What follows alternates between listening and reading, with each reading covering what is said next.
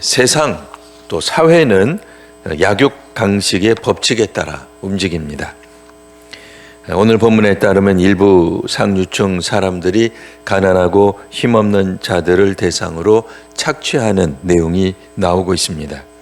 오늘날과 같으면 정치 지도자들이 국민들을 대상으로, 혹은 경제 지도층이 서민들을 대상으로, 세계적으로 말하면 강대국이 약소국을, 혹은 거대 기업의 독과점이 문제이듯 권력 독주를 하는 집단은 언제든 약한 집단을 상대로 약육강식의 법칙을 보여준다라고 할 것입니다. 오늘날 식으로 말하면 지배계층이 피지배계층을 그렇게 착취하는 모습이 보여지고 있습니다. 당시 북왕국은 율법 준수에 사실은 매우 엄격했습니다. 우리가 생각할 때 북왕국은 율법 자체를 기본적으로 안 지킬 것 같으나 북왕국은 또한 한편 율법 준수에 매우 엄격했습니다. 남왕국과 달리 자신들에게 신앙의 정통성이 없었기 때문에 율법 준수를 매우 엄격하게 한 측면도 있습니다. 물론 전반적으로는 결과적으로는 율법을 지키지 않은 것이나 문자적인 율법 준수에 엄격했다, 그런 말입니다. 그래서 율법에 나와 있는 대로 안식일 뿐 아니라 또 관례적으로 월삭에도 일하지 않았습니다.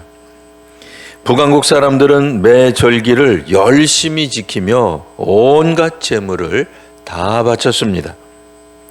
그렇게 함으로써 그들이 경제적 번영을 누린다고 생각을 했기 때문입니다. 하지만 안식일과 월삭은 이윤 창출에는 방해가 된다고 생각을 했습니다. 그래서 오늘 성경 말씀에 보면 이 월삭이 언제 지나가는가, 안식일이 언제 지나겠는가, 그러니까 월삭과 안식일이 빨리 좀 지나갔으면 좋겠다, 이런 말을 하고 있는 게 나오죠. 이 말은 이들이 안식일과 월삭을 지키기는 했지만 안식일과 월삭의 정신, 쉬어야 된다는 것, 하나님이 주시는 휴식에 대한 정신까지는 갖추지 못했다 하는 것을 보여줍니다. 그래서 더 많은 이득을 얻기 위해 이들은 곡물을 팔 때는 우리식으로 말하면 돛박 같은 거를 좀 작게 해서 곡물을 다는 거고요. 물건값을 받아야 될 때는 세겔, 그러니까 무게를 크게 해서 더 많이 받았습니다. 오늘날 우리식으로 말하면 내로남불 같은 거죠. 우리가 팔 때는 또 이렇게 하고 살 때는 저렇게 하고 이제 그렇게 해서 이득을 더 많이 얻는 데 집중했다라고 하는 얘기입니다. 경제에 있어서 정의와 공의는 정확한 저울추가 있어야 됩니다. 그래서 팔던 사던 모든 백성들이 공정한 저울추를 가지고 있어야 경제 정의가 이루어지지만 이들은 저울추를 임의로 조종한 겁니다. 조작한 거죠. 그래서 많은 이득을 얻은 겁니다. 심지어는 정상적인 밀에다가 밀 찌꺼기를 섞어서 국민들에게 판매하는 일까지 벌어졌다라는 말입니다. 결국 사회적 통계를 조작하거나 과학적 근거가 없는 것을 진실이라고 주장해서 정치적 이득을 얻는 것과 진배 없다, 마찬가지다라고 말을 할 것입니다. 이처럼 하나님의 형상으로 창조된 사람들을 잔혹하게 대하는 이들이 있었습니다. 돈이 지배하는 시대 혹은 권력이 지배하는 이런 사회를 하나님은 강력하게 비판하십니다.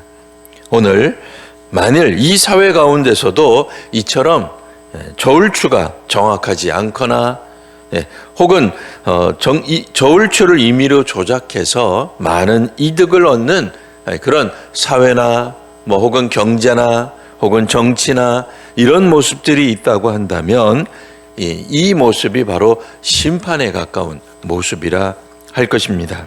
오늘도 우리 이 사회, 경제, 혹은 정치, 혹은 문화, 각 분야에 있어서 정확한 저울추, 자신에게 적용하고 남에게 적용할 때 똑같은 저울추가 있어야 되는 이런 사회, 집단, 공동체를 위해서 기도하는 귀한 시간들 되시기를 바랍니다. 기도하겠습니다. 하나님, 오늘 저희로 하여금 공정한 사회, 공정한 경제, 공정한 정치를 이루는 그런 집단과 사회와 민족이 되게 하여 주옵소서. 하나님 보시기에 내로남불이 있어서는 되지 않겠습니다. 주께서 저희들을 이끄시고 또한 다스려 주옵소서. 예수님 이름으로 기도합니다. 아멘.